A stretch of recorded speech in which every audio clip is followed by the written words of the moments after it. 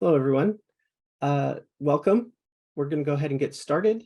And I just want to send out my apologies. We had a little bit of a technical difficulty getting going, but here we are. So welcome. The way it'll work tonight, we'll have a brief presentation. We don't want to spend too much time on the presentation itself, but we do want to have the time open for any questions that you may have. So I'm Dr. Terry David Church. I'm in the School of Pharmacy. I'm also joined with my colleague and really good friend, Jessica Barrington-Trimis, in the Department of Population and Public Health Sciences. And we are happy to talk to you tonight about the master's program that we have in addiction science. So just in general, when you think about addiction science itself, it might seem to be a large broad term. And in fact, it is, but we've narrowed that down through what we've planned in our program, as well as what we do in terms of our research and other outreach capabilities. To us, it's really a transdisciplinary and interprofessional approach to the study of addiction. The courses that we've developed and helped to curate are offered from multiple disciplines, and across those disciplines, it will expose our students to a wide variety of science, policy, research, and even clinical practice in terms of addiction. Our hope is that the students that enter the program will obtain a broader and deeper understanding and develop a set of skills that really would allow them to view addiction as something from cell to society in terms of their overall perspective.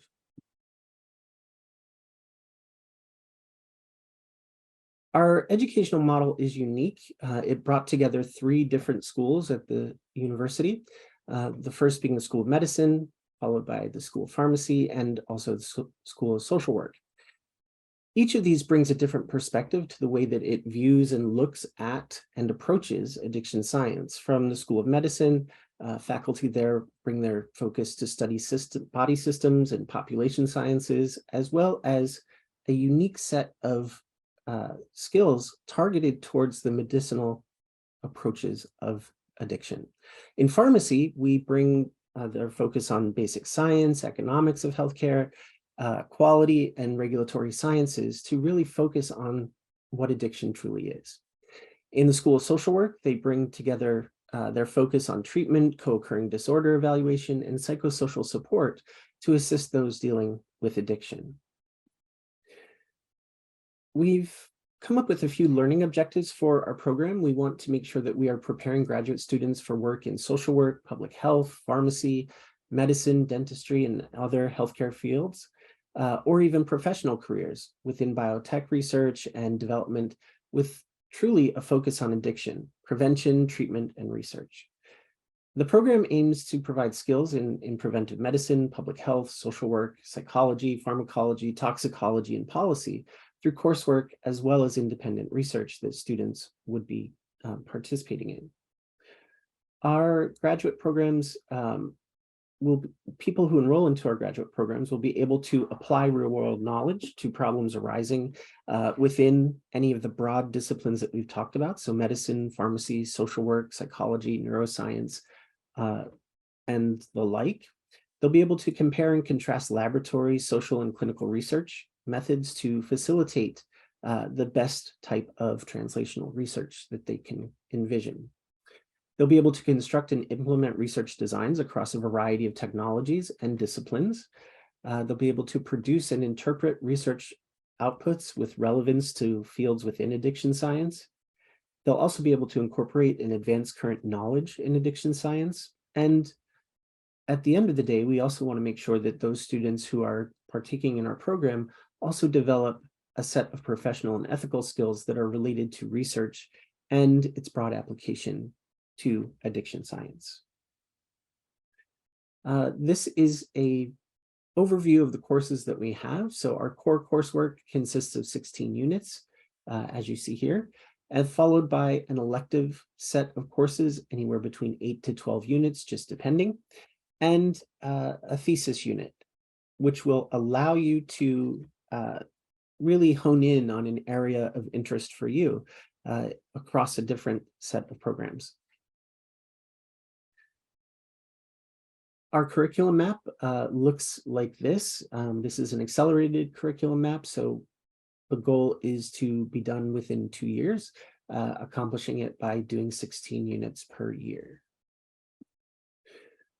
In terms of the students that we're looking for, we really are looking for broad approaches to understanding addiction science, and therefore our students come to us from a variety of different areas: the sciences, sociology, law and ethics, pharmaceutical science, anthropology and cultural studies, even healthcare sciences, as well as history and humanities. It's pretty broad and open, and we would like to have those perspectives brought into the study of addiction science because it helps to enrich the program all over. In terms of what you can do with a degree, these are just some potentials that we found by looking at different salary amounts from job searches on Glassdoor.com and sorting for those that have addiction science as one of the keywords or addiction as a keyword, as well as the requirement of a master's degree. The states that we looked at are pretty represented in our student body. So everywhere from California to Pennsylvania, Ohio, Idaho, New York, just to name a few. Many of these that we looked at and what you see here displaying are the average amount of salaries that are currently available. So for example, we have on the high end, a maximum range of about 181K. And this would include job titles like program manager, director of addiction research, but it really is a spectrum. And as you can see, just having that master's degree increases the amount that you could get. Without the master's degree, the average salary in the US for someone in addiction science is just under 40K. So by having access to the degree, it increases your ability to earn more money. After graduating, we hope that our students will continue on their career trajectory, whether that is going into policy and evaluation, research in think tanks, or pursuing an advanced degree, perhaps entering into the care field and the healthcare field, or even the industry. The pathway for the future is broad and wide open, and our goal is to make sure that our students are well prepared to meet the challenges of their future. In terms of our program, we are part of the Institute for Addiction Science, and its organization is very unique. It was launched just a few short years ago in 2018 under the leadership of Dr. Adam Leventhal and Dr. John Clapp. And since it got going and really became an entity, it has mobilized and expanded its membership to include 80 faculty from over 10 different schools, colleges, and hospitals, representing 17 unique departments within USC.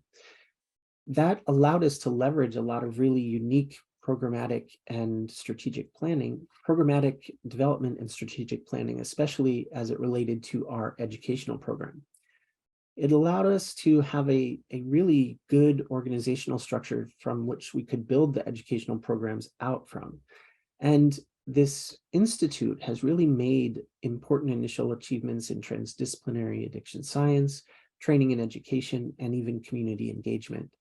And it just continues to grow and become even more encompassing. So students will be able to access a variety of different research from different schools of thought, and as well as work with faculty from different schools of thought, hopefully enriching their overall degree choice and program.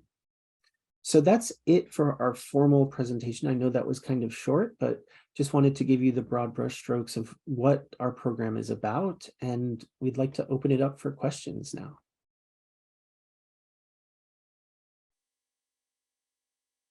Okay, so the first question that I got is, I'm graduating from the University of Pittsburgh, Hail Pitt, with a BS in neuroscience this spring, and this program really aligned with my interests.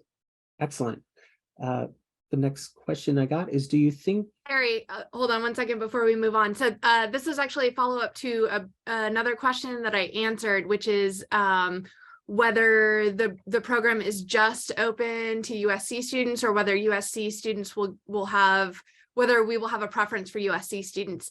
And I responded, definitely not. We are absolutely looking for students from all kinds of backgrounds.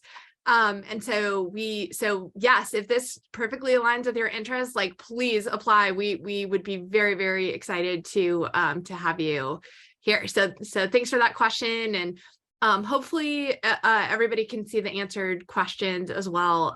If not, let me know. Definitely. Yeah. So the next question that we got, do you think being in the program would enhance my application to PhD psychology programs?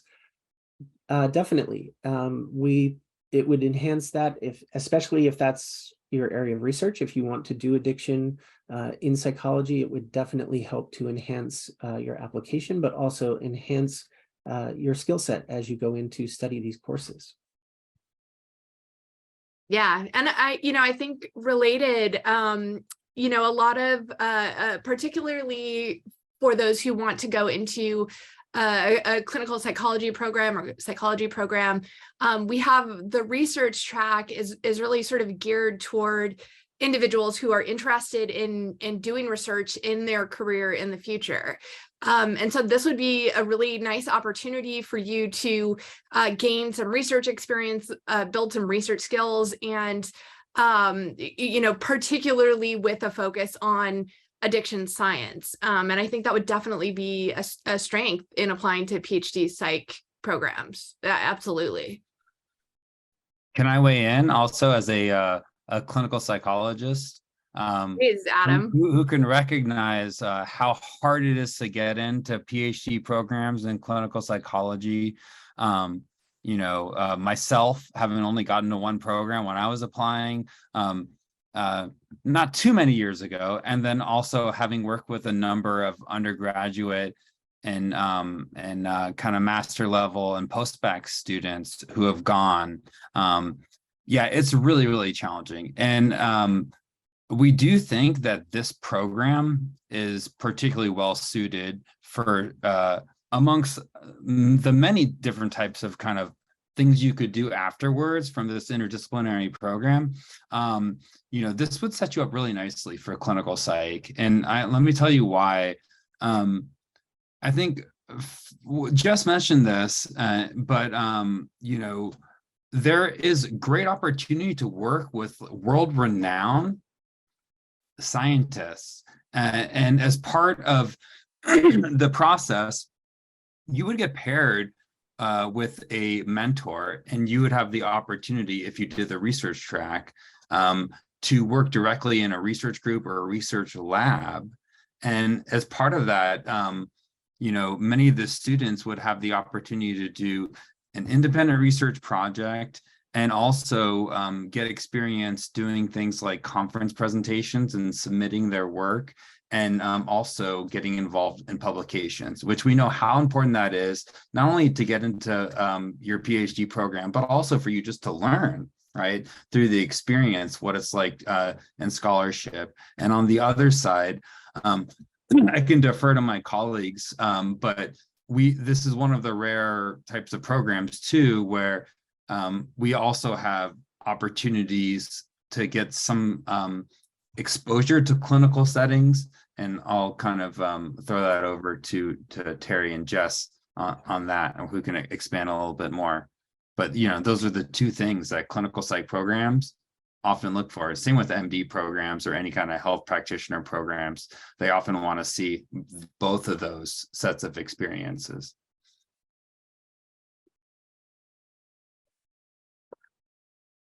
Definitely. Terry, do you have anything to add? Just that the program is pretty robust. It will help you get both a little bit of clinical.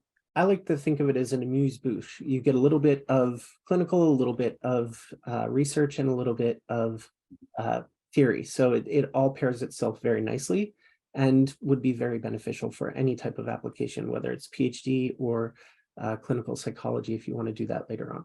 Mm-hmm. Yeah, I mean, and one thing just to like add on a little bit more detail, Terry, we're working with local sites, community health clinics, substance use treatment programs, and we're compiling a list of partners. And as part of the clinical placement, and I'll let the program directors kind of can give the specifics, right? You'd get, we have partnerships, we're building partnerships with them, and you would get placed out like in the real world, right? And it's not only clinical, we also have for folks interested in public health, more kind of public health practice oriented placements we're working on. And so don't get me wrong, you're not going to be someone's psychotherapist and seeing them one-on-one. Know that you will not get that type of training or experience, of course, because you need to go through your training as a mental health practitioner.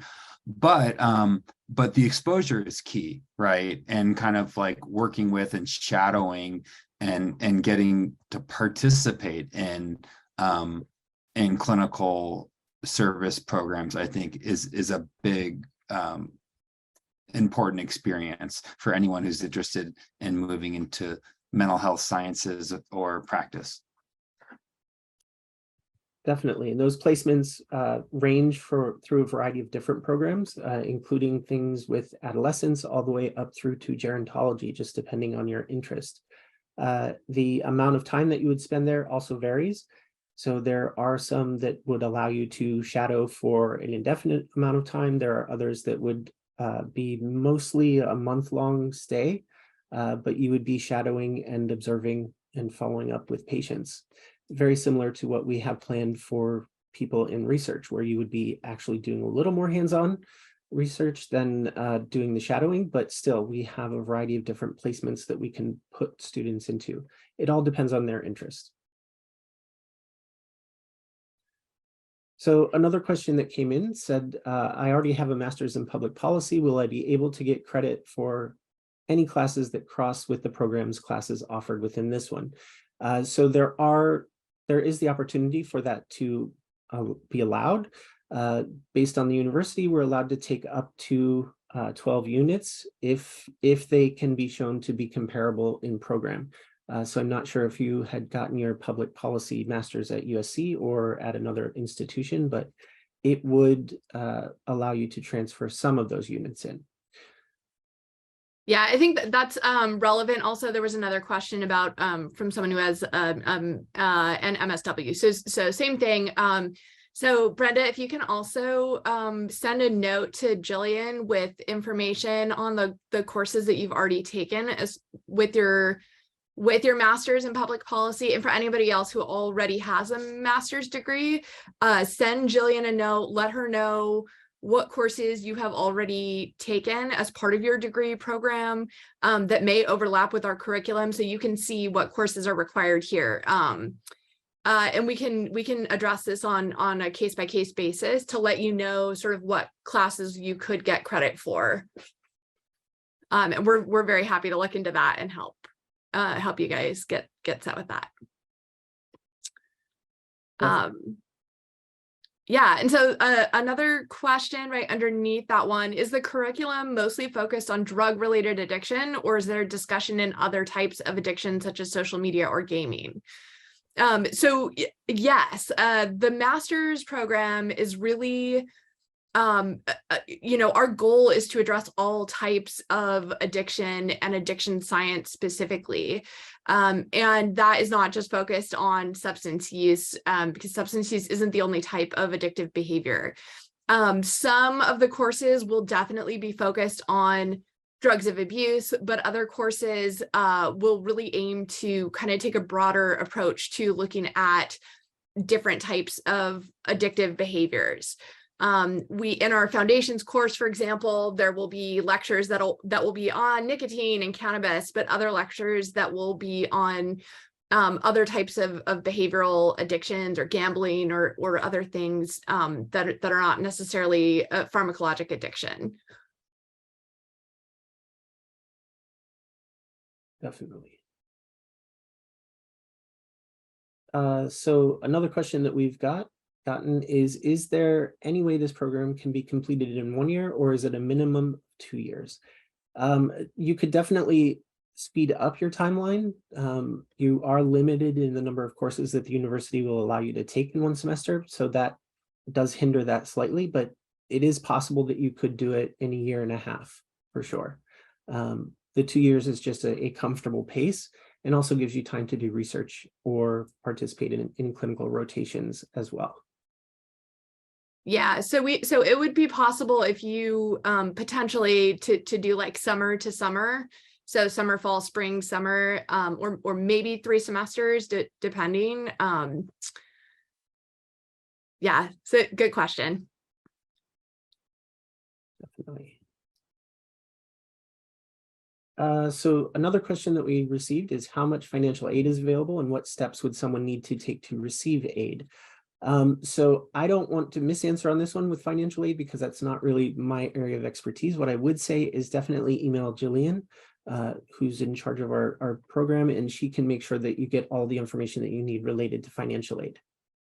Yeah, I will say that, you know, we are a master's program, part of the graduate school at the University of Southern California. Generally, there is, the university is pretty good about having financial aid in the context of loans, or in the form of loans, like student loans. But Jill can definitely help answer if you're interested in learning more about other types of financial aid. This is something that's typically handled at the university level rather than at the programmatic level. And so this is something that the folks at USC and the folks in the USC financial aid office will be very helpful in answering your questions. But I think, you know, bottom line, we don't expect people to be able to pay for master's programs completely out of pocket. That's not sort of the reality for most people. So there's definitely support to help people to complete the master's program here. But please do reach out either to us or to the financial aid office. Jill put the financial aid website in the chat for you all as well. Excellent. So another question that came in, how do I incorporate getting this degree while also getting a degree at U of A? I am actually going to work as an addiction therapist. My family owns treatment centers and my dad has a master's degree in the field. So our program right now is not geared towards hybrid or online. It really is an in-person program. Meaning you would have to attend classes and take classes on campus in order to fulfill the degree requirements. But it is doable. If you are able to work through your degree at U of A in a hybrid fashion, you could definitely swap out and attend live here and do U of A online.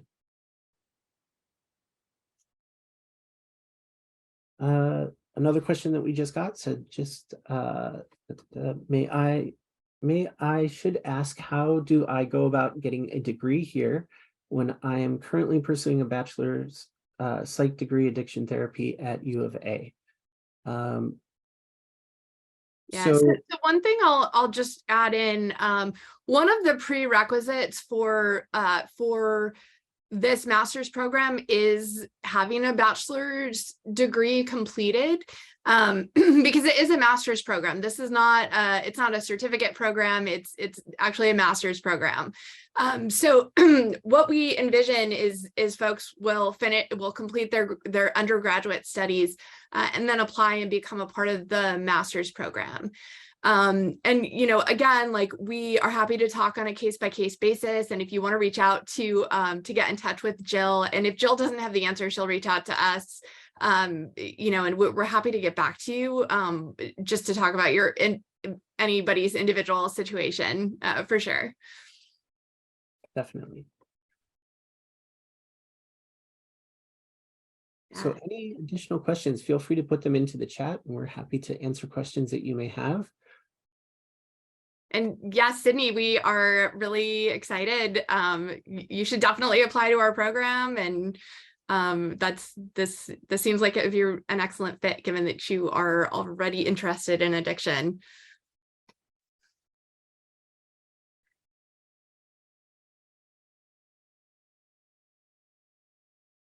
Yeah, so this is a great question regarding the path. So there's a general track, a research track, and a clinical track.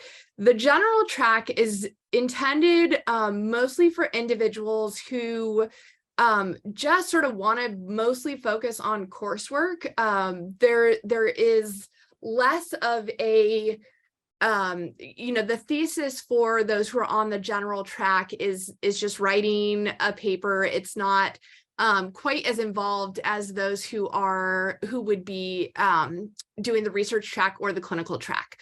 The research track is intended for individuals who envision a career where they want to do research. The goal of the research track is to really provide foundational knowledge in how to do research with specific to addiction and specific to addiction science. So there will be research methods courses where we'll cover how do you develop a research question, how do you work with populations that are struggling with addiction in one form or another, and basically everything related to research research in the addiction sciences. On the other hand, for those who are interested in going to a more clinical track, so maybe folks who want to be a social worker or who want to or who are intending to pursue an MD following the master's program, the clinical track would be more appropriate for those individuals, and is intended for individuals who are really planning to be working with in more of a treatment sense, individuals who are struggling with addiction. And so there's going to be more of a clinical focus in that program with taking a clinical class specific to clinical issues in addiction science, and the thesis units for the clinical track are more focused on observation and actually being in a clinical setting rather than developing and conducting a research project. And can I ask, can students who are doing one track also just take additional courses that are above and beyond like the requirements to graduate with the MAS in that track? Yeah, so let's say they wanted to take the clinical class, but they're a research track. They can certainly do that, right? Yeah, and vice versa. Absolutely. All of the courses are available. So for example, the two research methods courses are not required for both semesters, are not required for individuals on the clinical track. But if you're on the clinical track, you absolutely can take both of the research methods courses. Go ahead. I just was going to say, so the track for someone who is interested in applying to a PhD in neuroscience, I would recommend anybody who is going the PhD route to do the research track. A PhD is definitely going to involve a lot of research, and this will be a great opportunity to get some exposure and experience in doing research in addiction science. Another question came in that asked if there is a cap for the program in terms of the number of students to be enrolled. Currently, we don't have a cap in mind or in place, but that may change. So if just check with us periodically, unless you are in our first cohort, then it's not really necessarily a problem. But otherwise, just check with us. It might be in the future that we do have a cap, but at the present time, there is no plan for a cap. Good. And then the GRE is optional. So for all USC graduate programs at USC, the GRE is currently optional. So another question that came in is asking when it will be offered, and it will actually start this fall in 2023. Yep.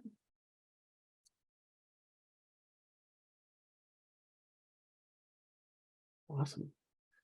So if you have additional questions, feel free to type them into the chat. We're happy to answer questions you may have. And Jill has also put our website that has all this information about the MAS program here, and the link to apply as well. Definitely. And Lindsay, regarding starting in spring 2024, that should be okay, but we should have a back channel conversation about that. So you could send a note to Jill or to me and Terry, and we're happy to talk with you more about that. When are applications due, y'all? May 1st. May 1st. Okay. Yep. Yes. Terry, that's correct, right? That's correct. Yeah.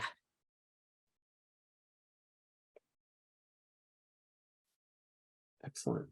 And maybe one other thing I would mention that, like, we if anyone has questions about the application as they're going through, we want to be able to provide support, because for some folks, they may not have ever responded to graduate school application questions, right? And so there may be questions about, well, what are they looking for? They're looking for this, so we definitely want to provide support, take away barriers, because we just want to get people who are enthusiastic about the field of addiction science and want to contribute and help us reduce the public health burden, the societal burden of this addiction crisis. So, don't hesitate to reach out if we can assist in any way, but yes, also including specific questions about the application process and even like how to respond to the questions.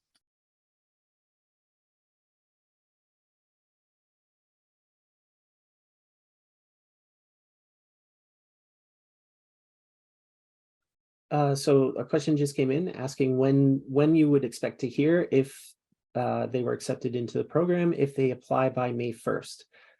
So our goal is to have most notifications done by the end of May and out right before the end of May. Yeah, I would say expect 4 to 6 weeks for a response. It may be faster if we get all of our faculty reviewers and our review committee together more quickly. But I would give us 4 to 6 weeks to get to respond to all the applications.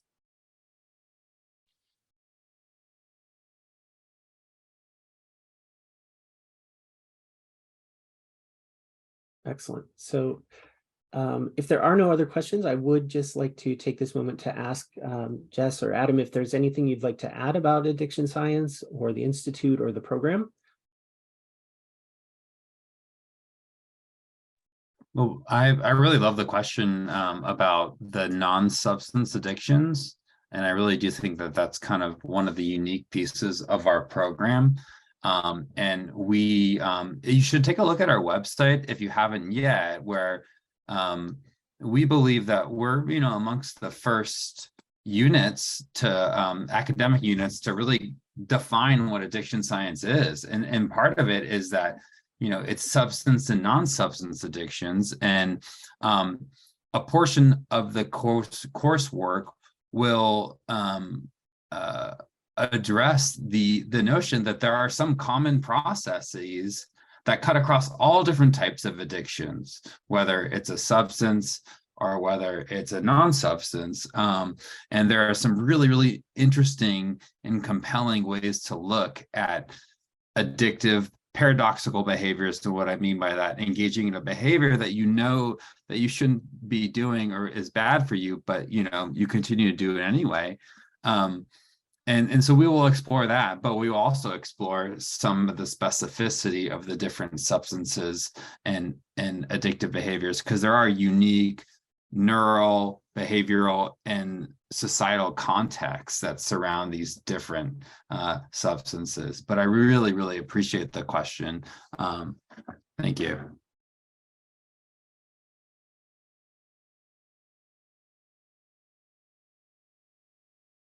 Yeah, great question. So we are only doing it's just the application that you'll submit. So that is what we are basing decisions on. If you have questions though, as you're working on your application, as Adam mentioned, please reach out to us. We're very happy to kind of sit down and talk with people and tell you, talk through your application if you have specific questions, or unsure about kind of what we're looking for in your responses.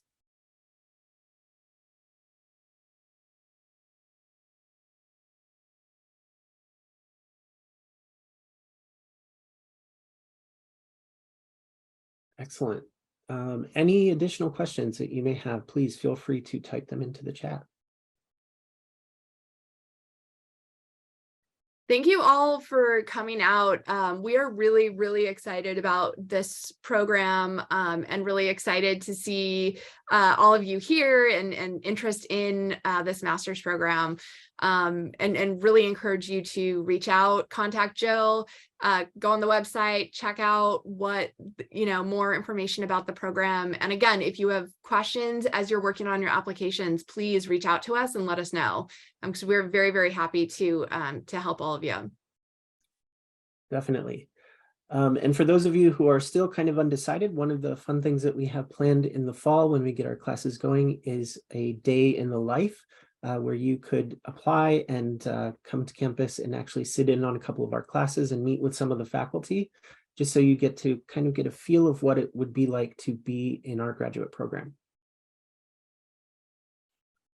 Thanks. Excellent. I'm going to sign off and have dinner with my family, but as we say at USC, fight on, even to our UCLA brethren. So thank you so much. Definitely. And there is not overlap between the ADSC minor and the Master of Addiction Science program, although we can definitely we should talk more about the possibility of whether any courses can be used for credit. That's a question for Terry, because I actually don't know the answer to that. Yeah, so let's talk offline, Lindsay, and I can walk through some of the finer details for you. Excellent. Well, again, just want to say thank you. We haven't planned the day in the life yet. It will be coming up in the fall. Probably early in the fall. So if you are interested, just reach out, and we can put you onto the list to have you added, so that as soon as we get more details, we can email you with that information. Yeah, that would be for students applying for the following cohort. So starting in fall of 2024. We're the goal to really just make sure that people kind of have an opportunity to learn more about the program and make sure that it's the right program. For those who are applying this cycle, though, Terry and I are very happy to sit down with you and talk with you about any questions that you might have, what USC is like, what Los Angeles is like, if for those who are not native to the area, who don't currently live here, or any other questions that you might have about the course content or expectations or anything like that. We're very happy to talk with you about that as well. Just you can coordinate that through Jill. So if you send an email to Jill and just let her know that you'd like to talk with some of the faculty, we will set something up. Definitely. And if questions come up after we've signed off, and you're like, oh, I wish I would have really asked that, feel free to reach out. We're happy to answer any questions you may have. So with that, I think I will go ahead and end the session. And thank you again for joining us. My apologies again for the technical difficulties in the beginning, but we were able to get those resolved. So if you do have questions, feel free to reach out, and enjoy your evening. Bye, everyone. Thanks, everyone.